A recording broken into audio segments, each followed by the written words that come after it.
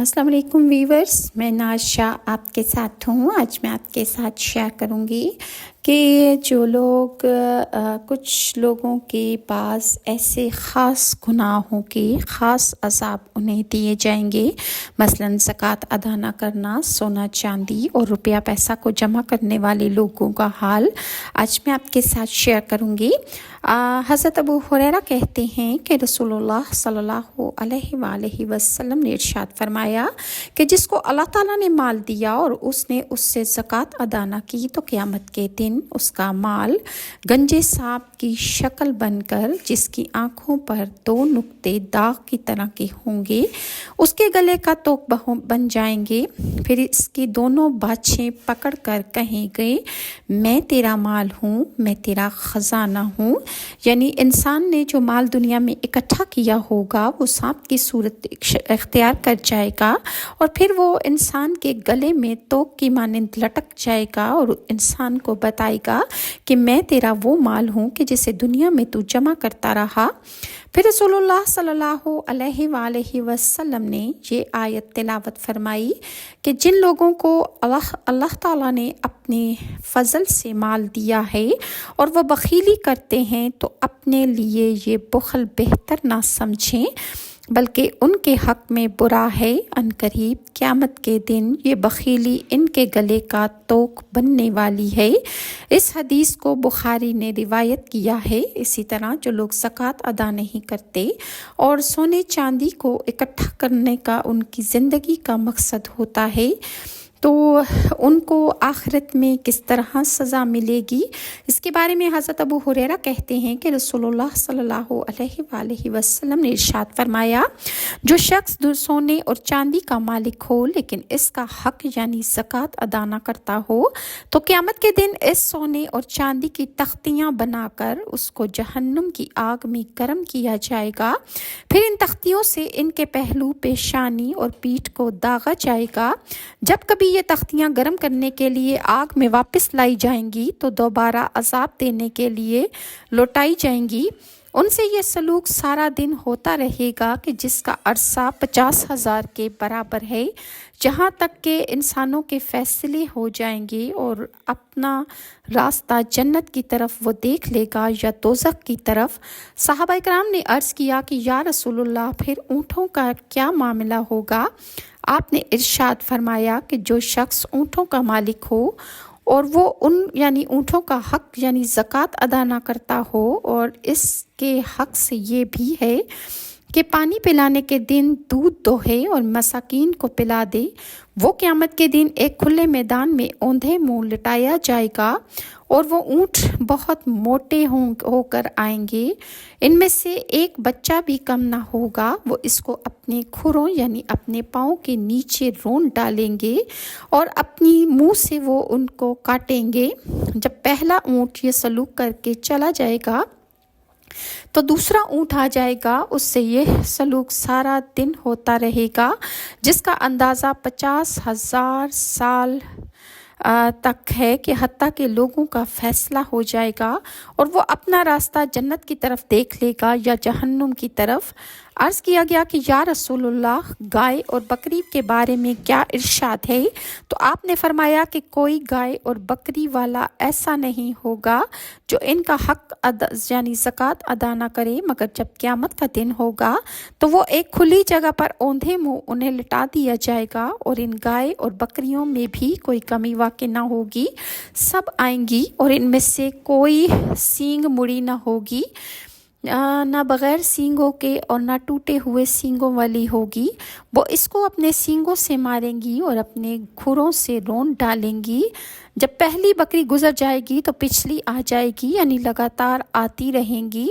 दिन भर ये सिलसिला जारी रहेगा और उस आदमी को सज़ा मिलती रहेगी कि उसकी सज़ा की मुद्दत 50,000 साल के बराबर है, यहाँ तक कि बंदों के दरमियान फ़ैसला हो जाएगा और वो अपना रास्ता जन्नत की तरफ या दोज़ख की तरफ देख लेंगे। इस हदीस को मुस्लिम ने रिवायत किया है। اسی طرح جو لوگ روزہ کو کھا جاتے ہیں انہیں جہنم میں الٹا لٹکا کر ان کے منہ کو چیرا جائے گا۔ اس کے بارے میں حضرت ابو امامہ باہلی کہتے ہیں کہ میں نے رسول اللہ صلی اللہ علیہ وآلہ وسلم کو فرماتے ہوئے سنا کہ میں سویا ہوا تھا اور میرے پاس 2 آدمی آئے۔ انہوں نے مجھے بازوؤں سے پکڑا اور مجھے ایک مشکل چڑھائی والے پہاڑ پر لے آئے اور دونوں نے کہا اس پہاڑ پر چڑھ جائیں۔ میں نے کہا میں چڑھ نہیں سکتا۔ انہوں نے کہا کہ ہم آپ کے لیے سہولت پیدا کر دیں گے۔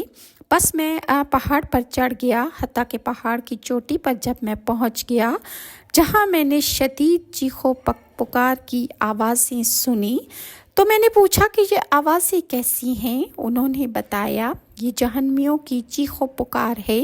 پھر وہ میرے ساتھ آگے بڑھے جہاں میں نے کچھ لوگوں کو الٹے لٹکے ہوئے دیکھا کہ جن کے منہ چیرے جا رہے تھے اور ان کے منہ سے خون بہہ رہا تھا۔ میں نے پوچھا کہ یہ کون لوگ ہیں جنہیں اس طرح ان کے منہ چیرنے کی سزائیں دی جا رہی ہیں؟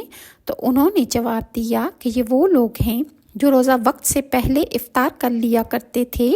اسے ابن خزیمہ اور ابن حبان نے بھی روایت کیا ہے۔ اسی طرح علم دین یعنی قرآن اور حدیث چھپانے والے لوگ بھی جہنم میں انہیں آگ کی لگام پہنائی جائے گی۔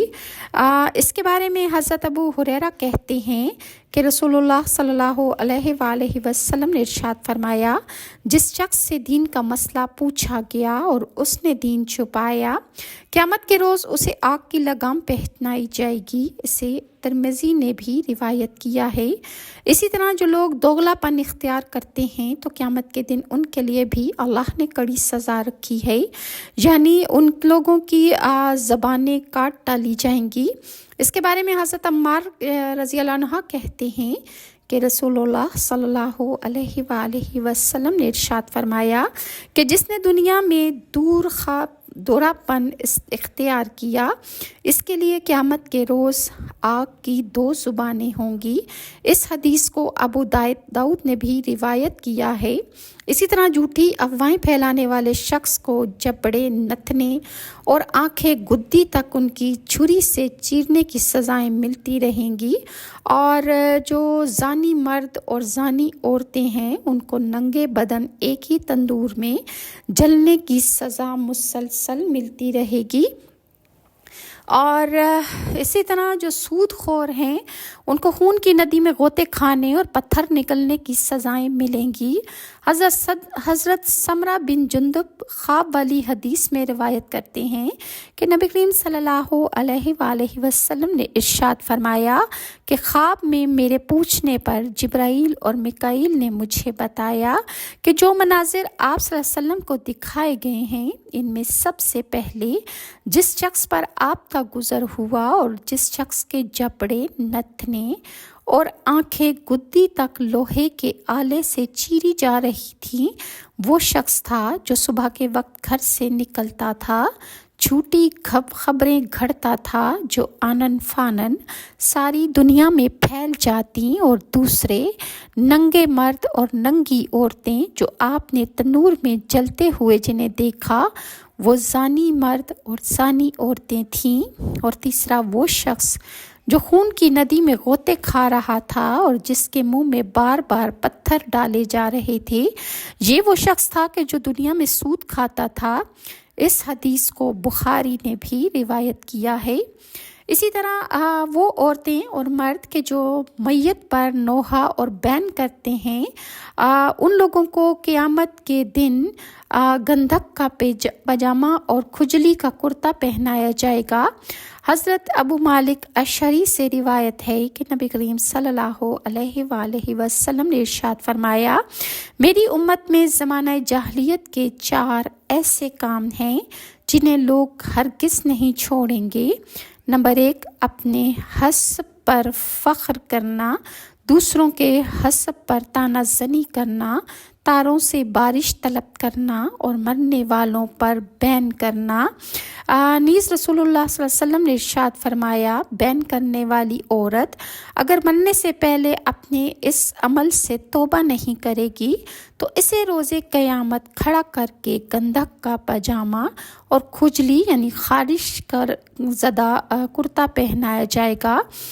اس حدیث کو مسلم نے بھی روایت کیا ہے۔ اسی طرح جو لوگ قرآن کو پڑھتے ہیں اور پھر پڑھ کر بھلا دیتے ہیں اور عشاء کی نماز پڑھے بغیر سو جاتے ہیں، ان کو جہنم میں مسلسل ان کے سر پتھروں سے کچلے جانے کی سزائیں انہیں ملیں گی۔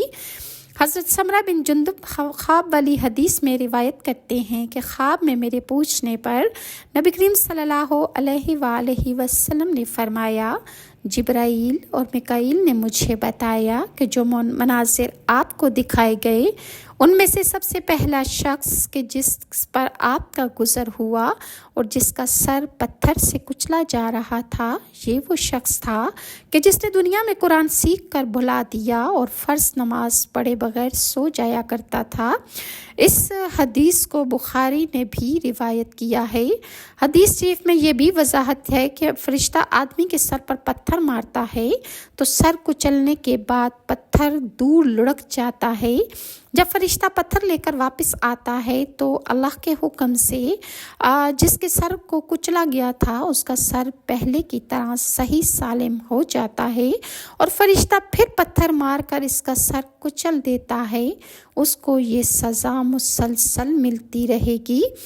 اور اسی طرح وہ لوگ کہ جو دوسروں کو عمل کرنے کی تلقین کرتے ہیں اور خود اس پر عمل نہیں کرتے، ان کے لیے جہنم میں کیا سزا ہوگی؟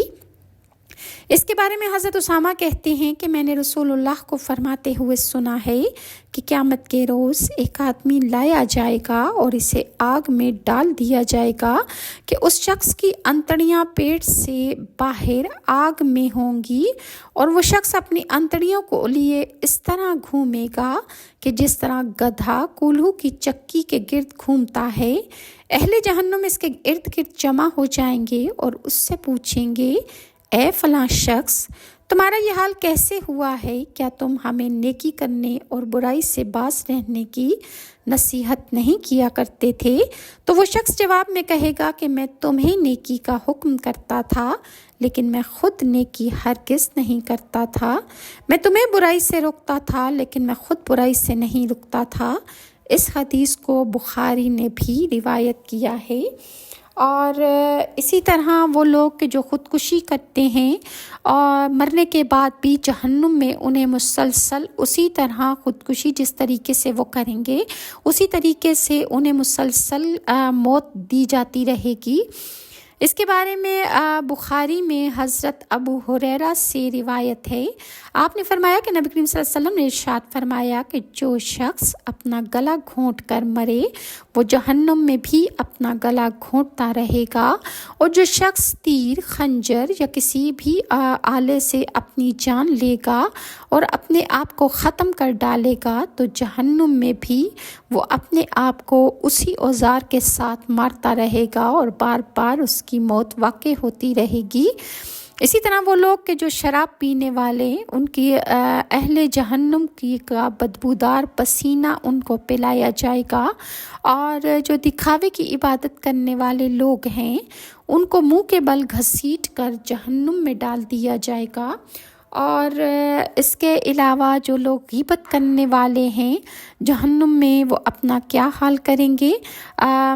حضرت انس بن مالک کہتے ہیں کہ رسول اللہ صلی اللہ علیہ وآلہ وسلم نے ارشاد فرمایا، معراج کے دوران میرا گزر ایسے لوگوں پر ہوا کہ جن کے ناخن سرخ تانبے کے تھے، جن سے وہ اپنے چہروں اور اپنے سینوں کو نوچ نوچ کر زخمی کر رہے تھے۔ میں نے پوچھا، اے جبرائیل، یہ کون لوگ ہیں؟ حضرت جبرائیل نے ارشاد فرمایا کہ یہ وہ لوگ ہیں جو دوسروں کا گوشت کھاتے تھے، یعنی لوگوں کی ان کی پیٹھ پیچھے برائی کیا کرتے تھے اور لوگوں کی عزتوں سے کھیلتے تھے۔ یہ وہ لوگ ہیں جو اپنے سینے اور اپنے گوشت کو چھیل رہے ہیں اور ان کے ناخن اللہ کے حکم سے تانبے کے ہو چکے ہیں۔ اس حدیث کو ابو داؤد نے بھی روایت کیا ہے۔ اور اس کے بعد مزید نیکسٹ ویڈیو میں آپ کے ساتھ شیئر کروں گی کہ کافروں کا کیا کیا انجام ہوگا، ان کے کن کن گناہوں کی وجہ سے۔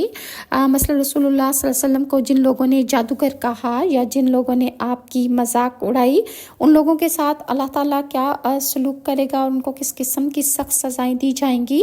اور اس کے علاوہ جو لوگ جنہوں نے بت بنائے اور جنہوں نے تصویر بنائی، تصویر کشی کرنے والوں کا کیا حال ہوگا، انشاءاللہ میں آپ کے ساتھ نیکسٹ ویڈیو میں شیئر کروں گی۔ اور اللہ تعالیٰ سے میری دعا ہے کہ اللہ تعالیٰ آپ کو اور مجھے تعلیمات محمدیہ صلی اللہ علیہ وآلہ وسلم پر عمل پیرا ہو کے زندگی گزارنے کی توفیق عطا فرمائے۔ اللہ تعالیٰ ہم سے وہ عمل انجام کروا لے کہ جو ہمارے لیے آخرت میں باعث نجات ہوں۔ اللہ تعالیٰ ہمیں نبی کریم صلی اللہ علیہ وآلہ وسلم کی پاک شفاعت سے بہرہ مند فرمائے۔ اللہ تعالیٰ ہمیں رسول اللہ صلی اللہ علیہ وآلہ وسلم کے پاک ہاتھوں سے نہر حوض کوثر سے پانی پینے کی توفیق عطا فرمائے۔